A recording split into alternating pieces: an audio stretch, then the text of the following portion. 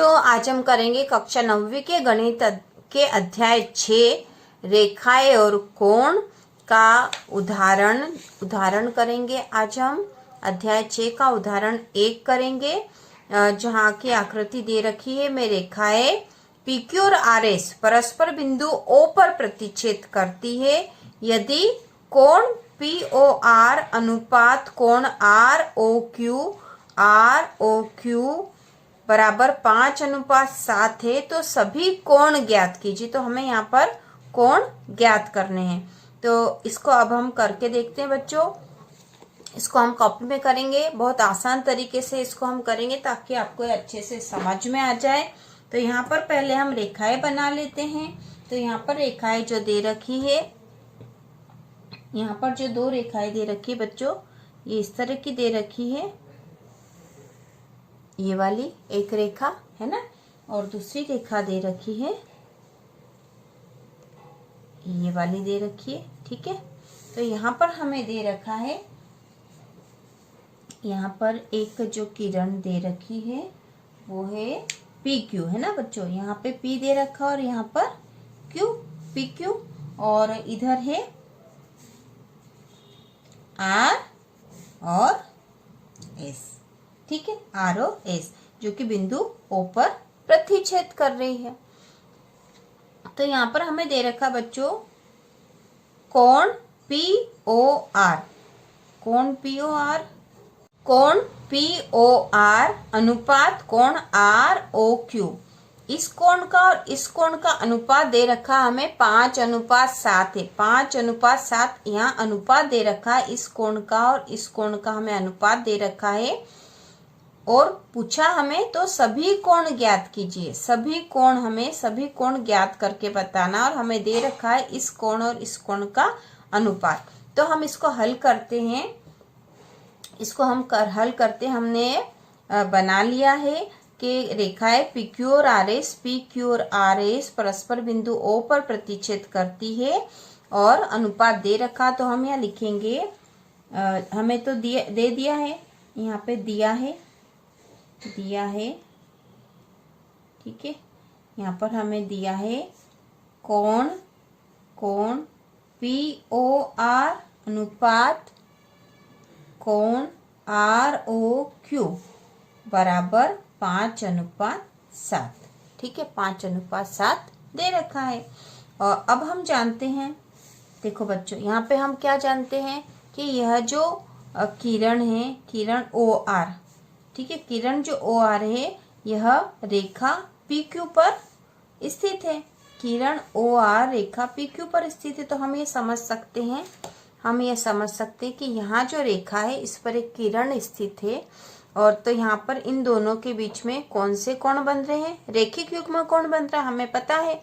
ठीक है, यह हमने जब अध्याय 6 शुरू करा था, रेखा और कोण वाले महत्वपूर्ण जो अवधारणाएं समझी थी उसमें दे रखा बच्चों। हमने ये सीख भी लिया था। यदि आपने वो वीडियो नहीं देखा तो चैनल की प्लेलिस्ट में जाकर देख सकते हो, ताकि आपको इस अध्याय की सारी अवधारणाएं समझ में आ जाए और आप सारे सवाल आसानी से कर सको। तो यहाँ पर इन दोनों के बीच में कौन सा कोण बनेगा? रेखिक युग्म कोण। तो हम जानते हैं, हम यहाँ लिखेंगे, हम जानते हैं कोण POR, है ना, कोण POR धन कोण ROQ, ये वाला कोण और ये वाला कोण इस रेखा पर स्थित है और इस किरण के बीच में बन रहे हैं दोनों कोण, है ना, इस किरण से बन रहे हैं। तो ये कोण और ये कोण रेखिक युग्म कोण होगा। कोण ROQ बराबर 180 डिग्री। 180 डिग्री के होंगे, और क्यों होंगे यहाँ पर हम लिख देंगे रेखिक युग्म कोण। रेखिक युग्म कोण, क्योंकि ये रेखिक युग्म कोण है इसलिए ये कोण और ये कोण इन दोनों का मान होगा 180 डिग्री। ठीक है, 180 डिग्री के होंगे यहाँ। और यहाँ हमें इसके पहले दे रखा कि कोण POR अनुपात कोण ROQ बराबर 5:7 है। ठीक है, अब हम यहाँ मान लेंगे, माना कि कोण POR और कोण ROQ का अनुपात x है, ठीक है। मान लिया हमने x है, क्योंकि इससे हम और अच्छे से आसानी से कर लेंगे, ठीक है। तो हमने मान लिया कि इनका अनुपात x है, और हमें क्या दे रखा है, हमें दे रखा है कि POR अनुपात ROQ 5:7 है, ठीक है। 5:7 है, तो हम यहाँ लिखेंगे कोण POR अनुपात कोण ROQ, ठीक है, बराबर 5:7 दे रखा हमें। तो हमने मान लिया कि इनका अनुपात x है, इसलिए 5x धन 7x बराबर 12x हो गया, ठीक है। हमने मान लिया कि इनके बीच का जो अनुपात है, दोनों में जो समान है वो x है, इसलिए 5x धन 7x बराबर हो जाएगा 12x, ठीक है। 5x धन 7x बराबर 12x हो गया, मतलब कोण POR धन कोण ROQ, ठीक है। POR धन ROQ बराबर, ठीक है, बराबर तो 180 डिग्री है, 180 डिग्री है, ठीक है। 180 डिग्री हमें पता है कि ये तो है। और POR धन ROQ बराबर कितने होंगे, 5x धन 7x बराबर 12x हो रहे हैं, ठीक है। कितने हो रहे हैं, 12x, क्योंकि हमने अभी करके देखा है, ठीक है। POR अनुपात ROQ बराबर 5:7 था, इसलिए हमने जब दोनों को जोड़ दिया तो PX धन 7x बराबर 12x हो गए थे। इन दोनों को जोड़ दिया था हमने इनका अनुपात, तो ये हो गया 12x, ठीक है। 12x बराबर 180 डिग्री, ठीक है। तो x बराबर क्या हो जाएगा, x बराबर हो जाएगा 180, x बराबर 180 बटे 12, 180 बटे 12, तो बराबर भाग लगा दो बच्चों। 180 में 12 का, तो 12 से 12 एकम 12, यहाँ पे हुआ 12 एकम 12, 13 14 15 16 17 18, 6 बचे, और ऊपर से उतरेगा 0, और हो जाएंगे 12 पंचे 60। देखो 180 भागी 12, तो 12 एकम 12 बचे 6, ऊपर से उतरा 0, 12 पंचे 60, ठीक है। ये हो गए 15 है। तो x बराबर क्या आया बच्चों, 15। कैसे निकाला हमने 15, क्योंकि हमें पता था कि इन दोनों का अनुपात 5:7 है, माना कि हमने वो अनुपात x है, इसलिए 5x धन 7x मतलब कोण POR धन कोण ROQ है ना। इन दोनों का जो योग हमने कर दिया तो वो हो गया 12x। तो हमने यहाँ लिखा कि कोण POR धन कोण ROQ बराबर 180 डिग्री, तो इनका जब अनुपात जोड़ लिया तो वो तो 12x हो गया था। 12x बराबर 180, x बराबर 180 बटे 12, 180 को 12 से भाग लगा दिया तो 15 आया है ना, या फिर काट देंगे हम सीधे यहीं पे तो भी 15 ही आना है। तो x बराबर हो गया 15, ठीक है। x बराबर 15, तो कोण POR बराबर कितना है, 5x, क्योंकि हमें दे ही रखा है कि कोण POR अनुपात कोण ROQ, मतलब POR का तो 5 है, ROQ का 7 अनुपात है, 5 ये है और 7 ये अनुपात है, तो कोण POR है 5x। x का मान हमने निकाल लिया, 15 आया है, तो बराबर होगा 5 गुणित 15, तो 15 का पहाड़ा 5 बार बोला तो आ गए 15 पंजे 75, मतलब कोण POR कितना हुआ, 75 डिग्री का, ठीक है। उसी प्रकार कोण ROQ बराबर कितना है, 7x, ठीक है।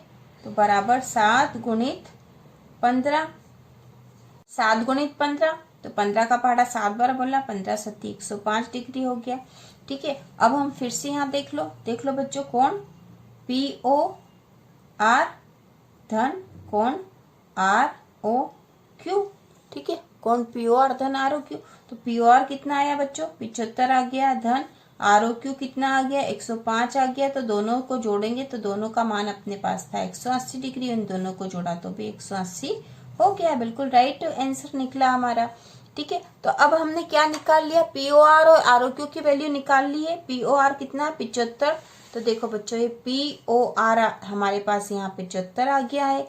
उसी प्रकार ROQ का मान आया 105 है ना, 105, ठीक है। POR है 75 आ गया है, ठीक है, और ROQ का मान आ गया है 105। ठीक है, तो यहाँ पे ROQ का मान कितना लिखेंगे, ROQ का आएगा 105। ठीक है, 105। अब हमें तो चारों कोणों का मान पूछा था, सभी कोण ज्ञात कीजिए लिखा था। तो जब हमने POR का मान निकाल लिया है तो हम लिखेंगे, हम यही लिख देते हैं अभी, है ना, आपको अच्छे से समझ में आएगी। कोण POR, ठीक है, कोण POR बराबर है कोण SOQ। ठीक है, क्यों, देखो कोण POR बराबर है कोण SOQ के। ये कोण जो है इस कोण के बराबर होगा। क्यों, क्यों होगा बच्चों, शीर्षाभिमुख कोण है ये। कैसे है, शीर्षाभिमुख कोण। ठीक है, शीर्षाभिमुख कोण होने से दोनों कोण बराबर होंगे। ठीक है, उसी प्रकार कोण ROQ,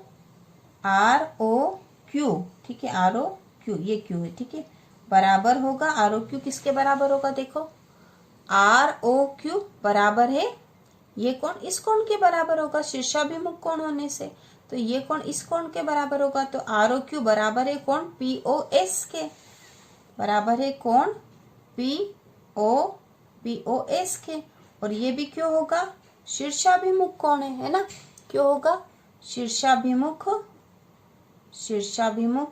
कोण। ठीक है, शीर्षाभिमुख कोण होने से मतलब ये जो कोण है ये वाला कोण इस कोण के बराबर होगा। तो ये 105 है तो ये भी 105 का होगा, और ये 75 है तो ये भी 75 का होगा। इस तरह से हमने चारों कोणों का मान निकाल लिया। और यदि आपको शीर्षाभिमुख कोण, ठीक है, रेखिक युग्म कोण यदि ये पता नहीं है बच्चों, तो हमने जो शुरू वाला वीडियो बनाया था इसके महत्वपूर्ण अवधारणा वाला रेखा और कोण का जो अध्याय 6 है, इसके महत्वपूर्ण अवधारणा वाला जो वीडियो बनाया था आप वो देख लो, ताकि आपको सभी प्रकार के कोण अच्छे से समझ में आ जाए। तो ये सवाल हमने कर लिया, और इसी तरह के यदि और भी सवाल हो, क्योंकि इस तरह के सवाल प्रतियोगी परीक्षा में भी आते हैं, तो आप आसानी से कर सकते हो। यदि यहाँ पे इस तरह के कोण दे रखे हो, दो रेखाएं आपस में काटती और कोणों का, इन्हीं भी दो कोणों का अनुपात दे रखा हो, तो हम सभी कोणों का मान ज्ञात कर सकते हैं। प्रतियोगी परीक्षा के मान से भी यह सवाल बहुत ही महत्वपूर्ण है।